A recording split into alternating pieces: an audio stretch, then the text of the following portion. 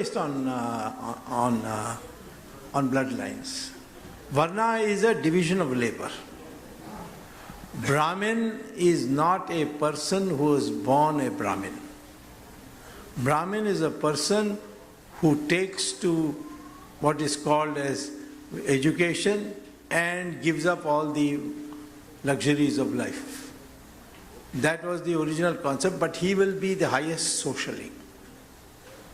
So Vishwamitra was a Maharishi, but he was born in a Kshatriya family. Same thing with Vedavyasa, who wrote the Mahabharata. He was born of a fisherwoman, but he became a Maharishi. Kalidasa was a cutting wood in the forest, became a Maharishi and a Mahakavi.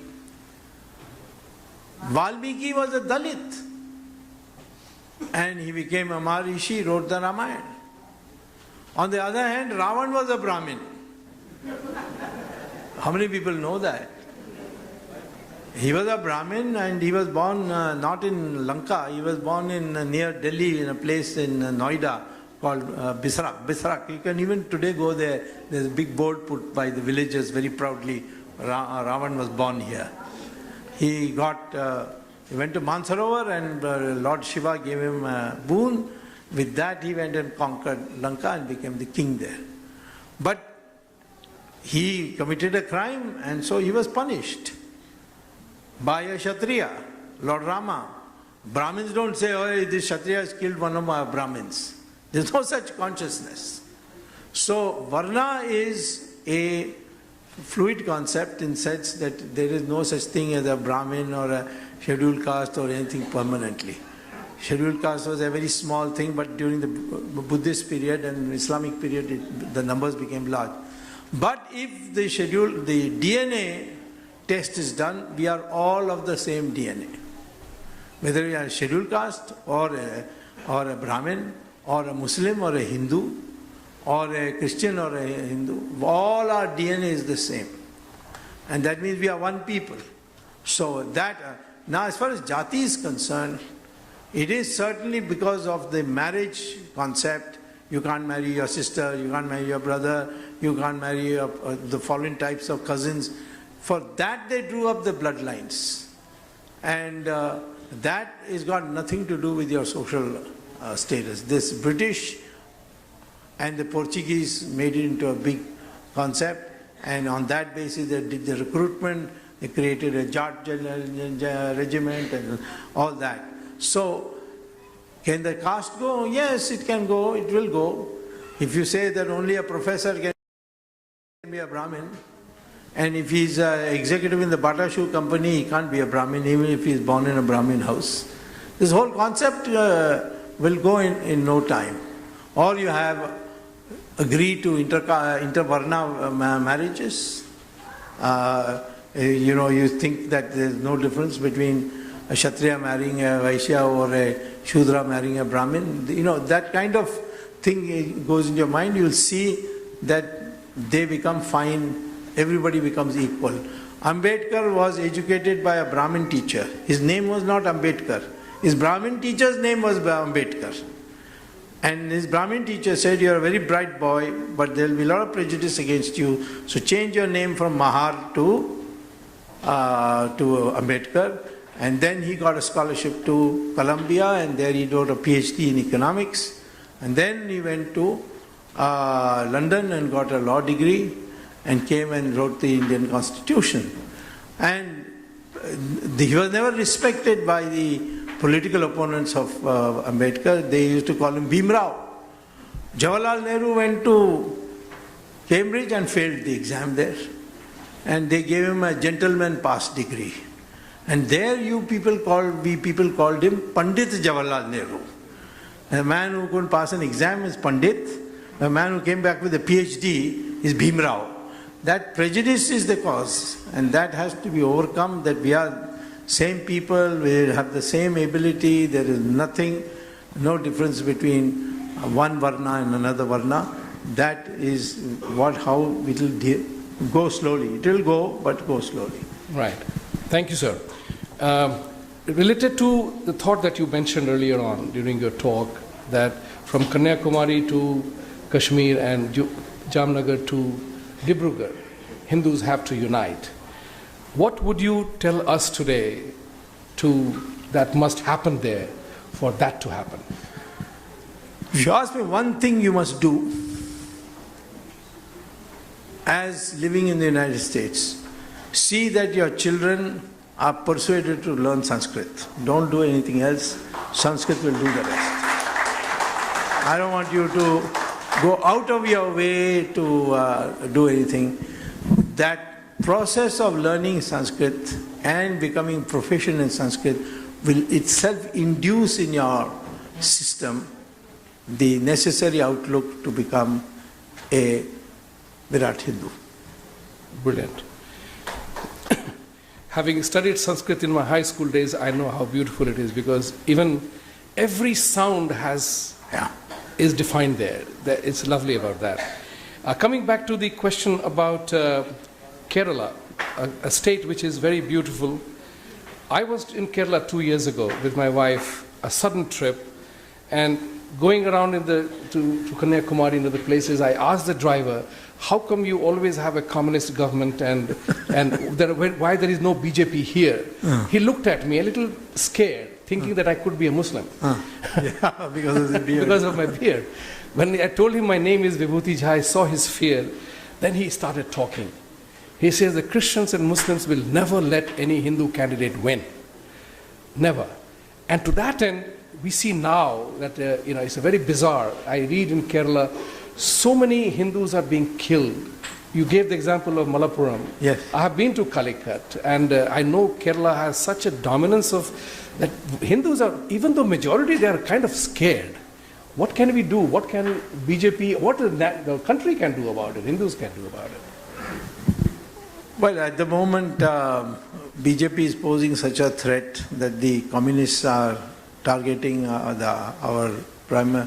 particularly the RSS people, and killing them. And there is no follow-up action.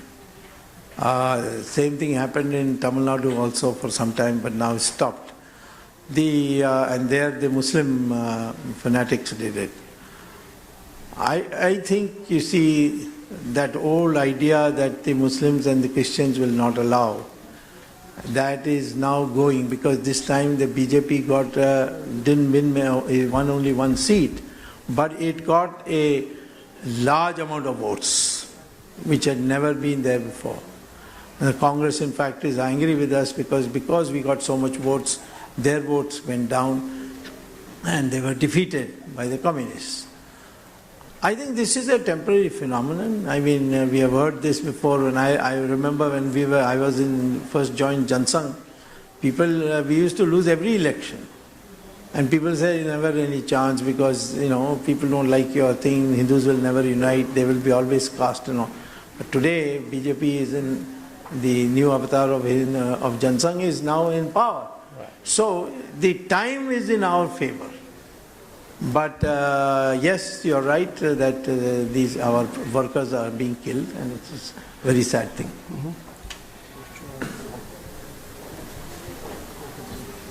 Okay. In 10 minutes or 15 minutes, we will end up the Q&A session here because dinner will be served, and I suppose you must be all hungry. But if I were you, I would still like to engage more of questions. So you're okay with that? Thank you. Thank you. Thank you.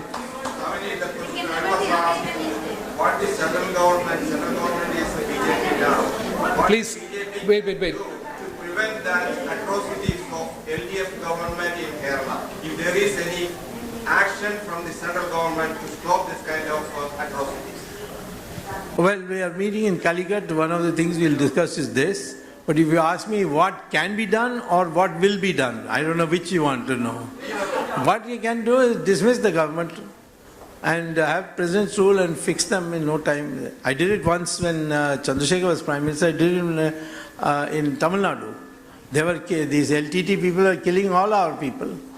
And I went and sat there after getting the sanction from the cabinet and dismissed the government. And after that, LTT never could show its face in the open.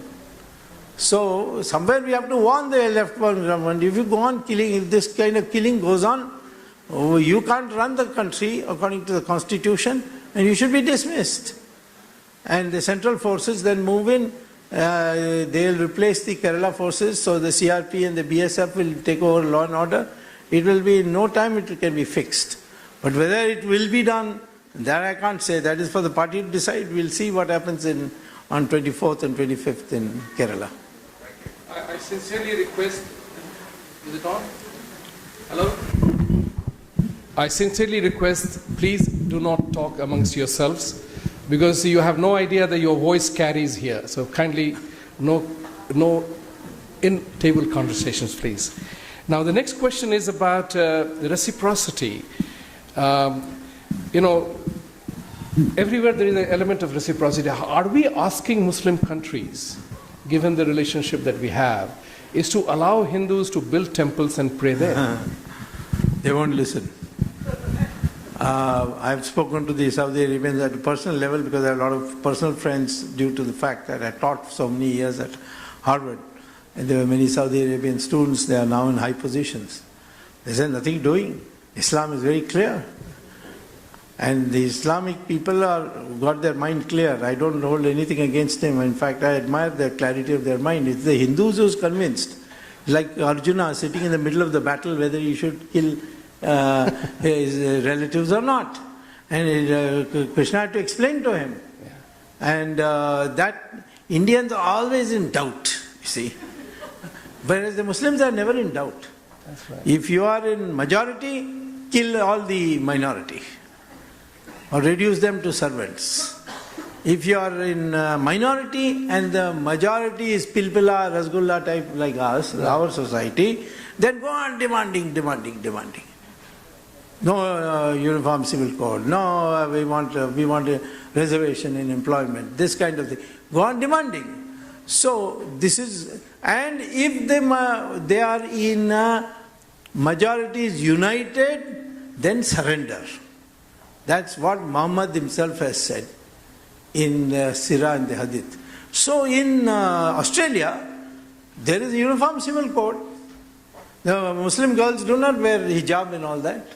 Because the Prime Minister said, if you don't like it here, you go and find another country. So soon they all said, no, we are all right with it. America also, they accept the uniform civil code. But in Britain they will not. They will not accept in India. Because we are Rasgulla, Filpila types, you see. Right. That's the problem. Just in case you want to know a statistics, which is very significant, as you very rightly pointed out, that we give in. We have become so accommodative that we lose our identity.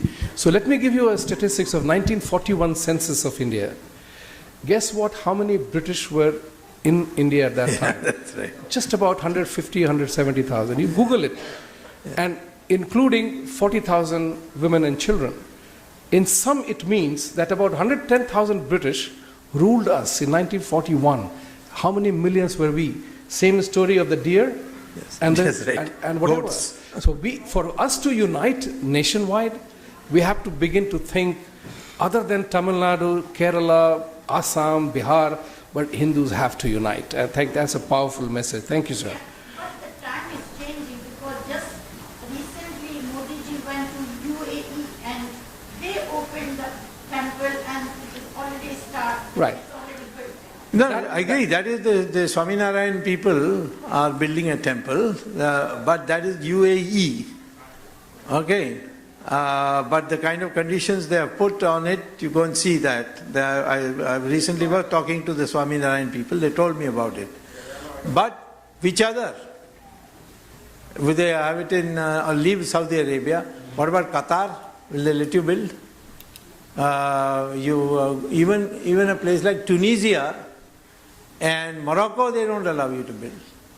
Only Muslim country where you can build a temple is Indonesia, but that's because they were originally Hindus.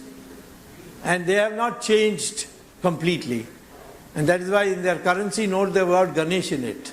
Can you imagine an Indian currency note having Ganesh in it?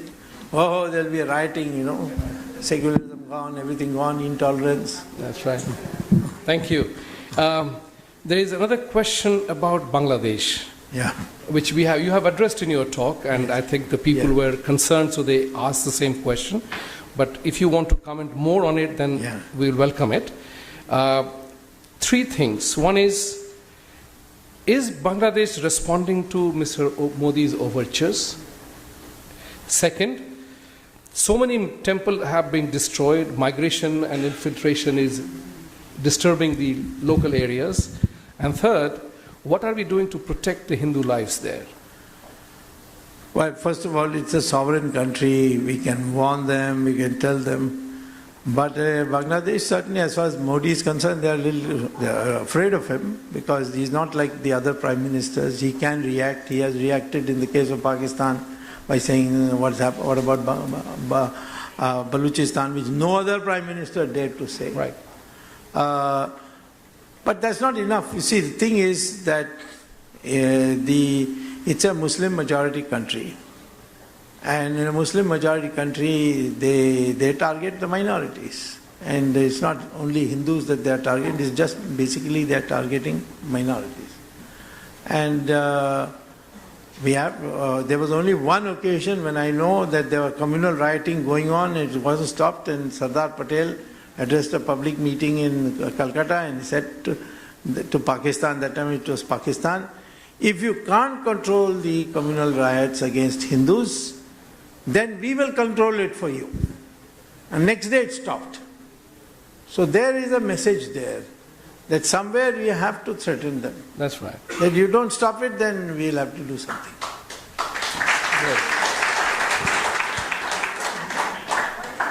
There are two issues here, very regional issues. One gentleman has asked a question, what about the Kaveri issue? Why does it keep coming up time and again? And the second related to that is from another neighboring state, will there ever be a special status for Andhra?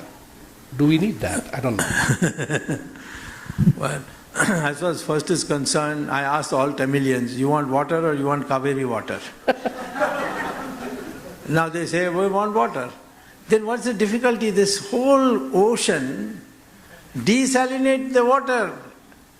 Now desalination plants are available so cheap.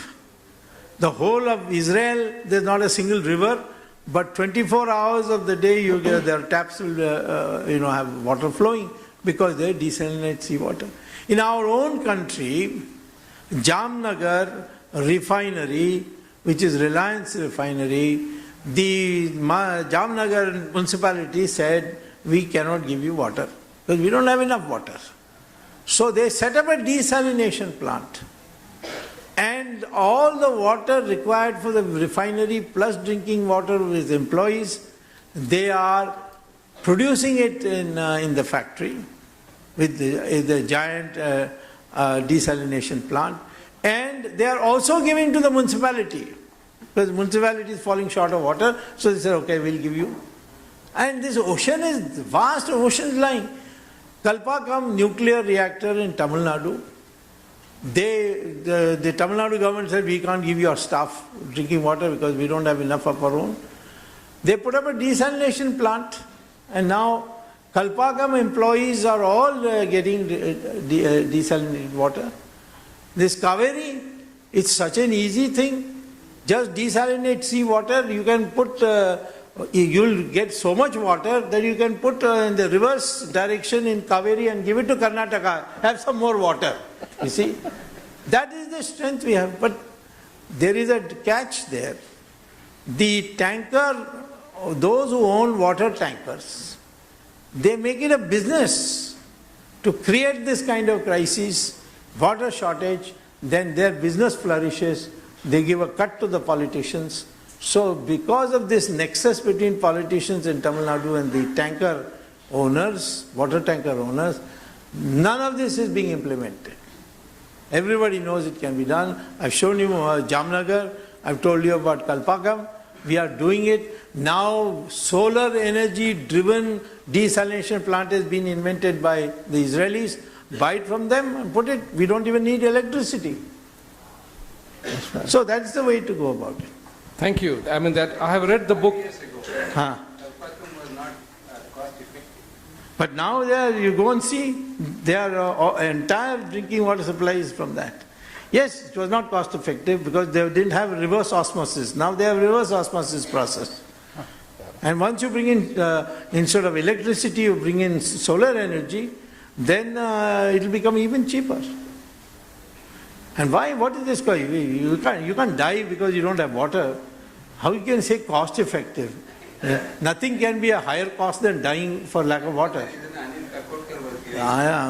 This is wrong economics. You must have been trained by Raghuram Rajan. Now, before we go to some questions which have potential for humor, let's have one more serious question. And that question relates to what you said earlier on, is the potential if the productivity of the cows went up as we made it. My God, just imagine the amount of prosperity that come about. Yes. So what are we doing? How are we educating to make sure? Because I've seen it in Pakistan TV as well, in which even their people have talked about that Sharia doesn't talk about eating beef. They say protect cows, have milk, not beef. And they agree that it was done only to humiliate the Hindus.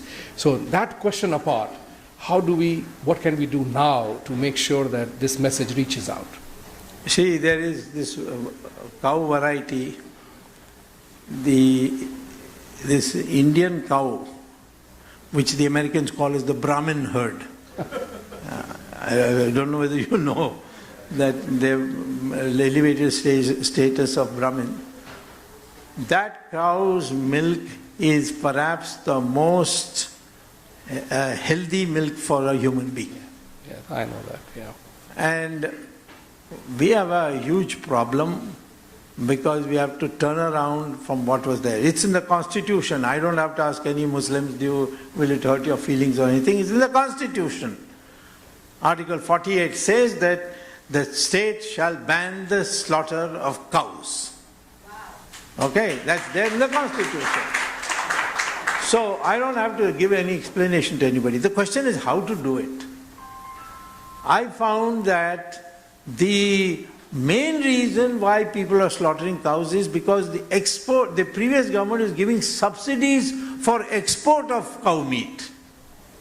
Then I wrote a letter and Nirmala Sitharaman, the Commerce Minister, told me you've stopped it. Now the export of cow meat has gone down very sharply because no more economic to export it. So we have to take these kinds of measures, and ultimately we have to set up big gaushalas on behalf of the state. Of course, the moment we decide we are going to set it up, you will see in the front page, NDTV, all that, again the obscurantists have taken over and it's gone in that direction. But we are doing a constitutional work, and that milk is supposed to be particularly nutritious, and our milk can be exported once we pasteurize it, bottle it, and we can send it abroad, we can sell it, and we can make money out of this. Thank you. Now let me take a funny statement, and that is about Arvind Kejriwal. See, I didn't just have to use his name, and then all of you started laughing. I hope there are not many AAP supporters here. But that said, somebody's question is, Kejriwal is a real nonsense and a threat. And at the same time, why is BJP government not taking action against Robert Vadra and others? From Kejriwal to Vadra? Kejriwal to Vadra. So you have wider field to jump around. Yes, as far as Kejriwal is concerned, I have renamed him as Shri 420 Mohammed bin Tughlaq. Like Tughlaq, he'll come up with wild. He is self-destructing, so you don't have to worry about him. Okay. So, as far as Vadra is concerned, you see, there's always this great temptation. Of course, I know as a practitioner, I made Sonia Gandhi, Rahul Gandhi stand in court as ordinary accused and take bail. Right. Okay, something which people never thought will happen. But it took me 2 years. Yeah. And in another year, I will send them to jail also. Yeah. Now, you're waiting for the jail. Okay. Because it's an open shut case, you see. It's a completely open shut case. Now, as far as Vadra is concerned, it's also an open shut case. What Vadra used to do, he will take land meant for building a hospital or a hostel or something, designated purpose of the land. Therefore, the land value is low. He will buy it. He will not buy it with his own money because he doesn't like to spend his own money. So DLF will give him the money to buy these things. I will build a hospital, I will build a library or whatever. And he gets the land cheap. And then once he's got the land, then he used his influence with Huda and got the classification changed to open land. Anything you can build. Okay, they're not necessary for you to build a hospital or a thing, no compulsion. That change of land use was illegally done by Huda, and then having got this land, the DLF says, okay, now I'll give you this much more money and you give the land to us. So DLF then builds housing colonies and so on these things. This is the way he was earning. So there's nothing to prove. Now why didn't they acted on? Because nobody wants a fiasco. We remember there was such a hurry to send Indira Gandhi to jail in the Janta period that we even forgot to fill the case diary. And the court threw out the, and the whole climate changed. You see, people say, oh, they've got nothing, they've just been talking rubbish. So we don't want to miss out. I don't think you have to worry. There's no escape, and it's only a question of time. Thank you, sir. The next question is a serious one again. It is about China and the China-Pakistan economic corridor. Pakistan has ceded that territory. They are investing big time.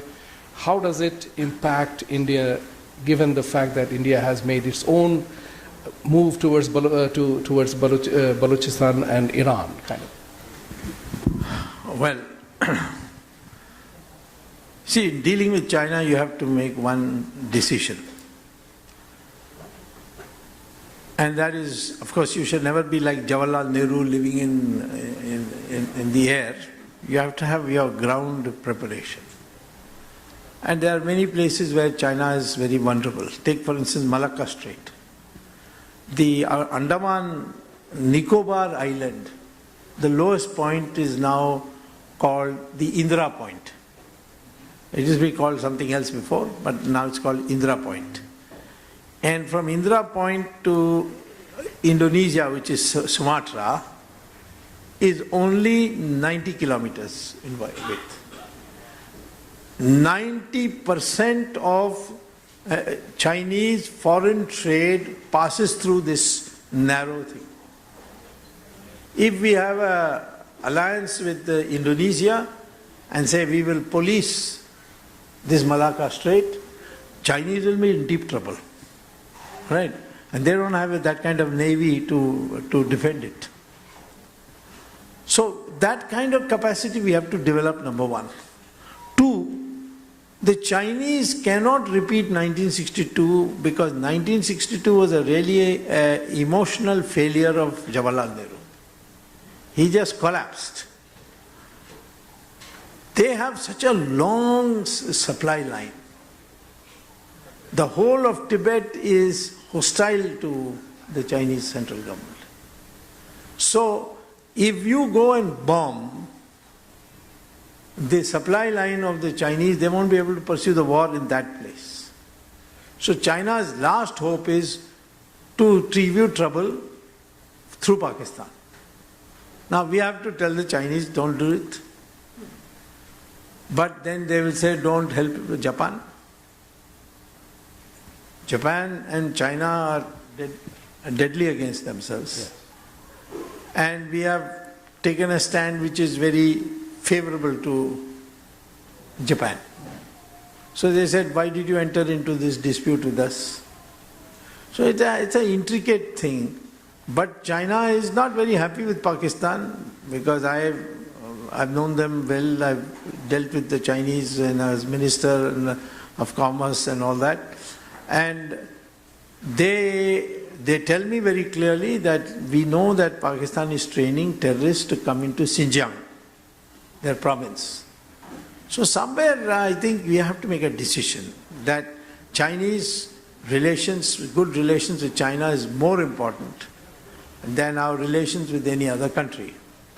And therefore we don't get into jagdas which the Chinese are having, say, with Vietnam or with Japan. Then China can be managed. Without China, Pakistan is zero. It can be any time broken into 4 pieces.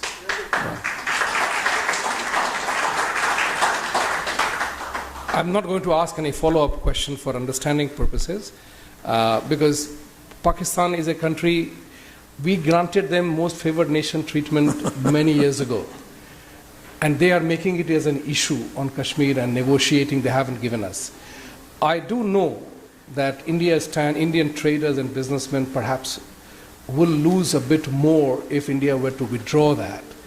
But I'm personally a believer in the concept that I think we can withstand that loss. Of course.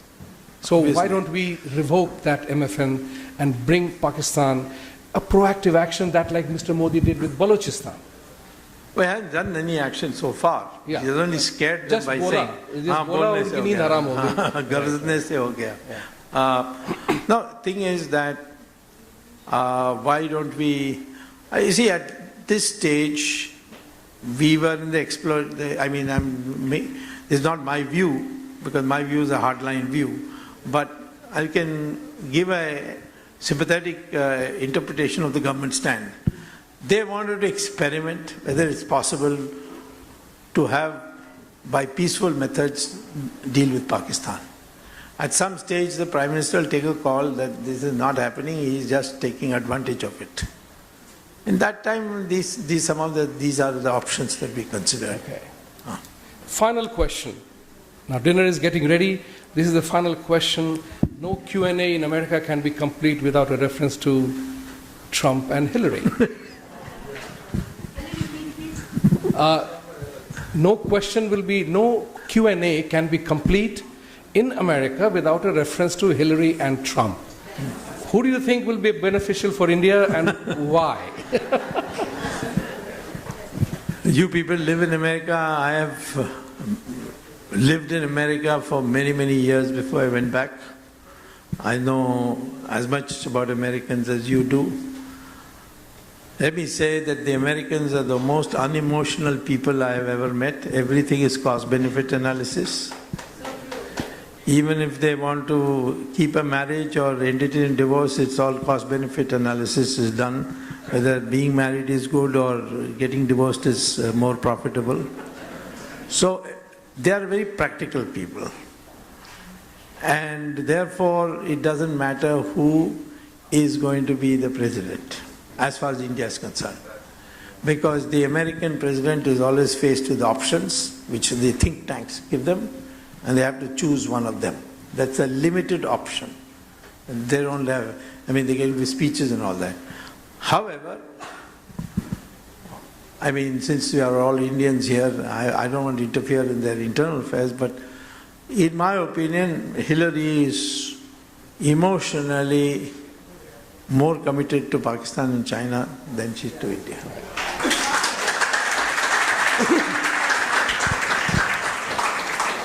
This is a question which often comes about on television debates.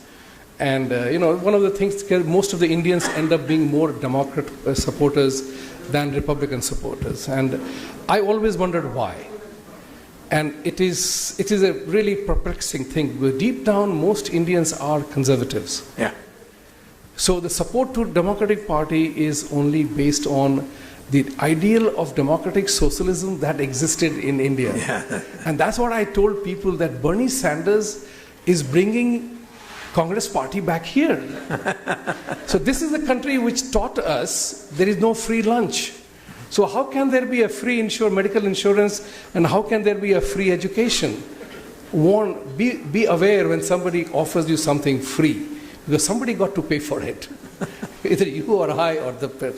Now, I'm so delighted and so honored to have had this Q&A session with you. Mr. Jha, just what about West Bengal? Something 2 years back, it was a favorable condition for BJP.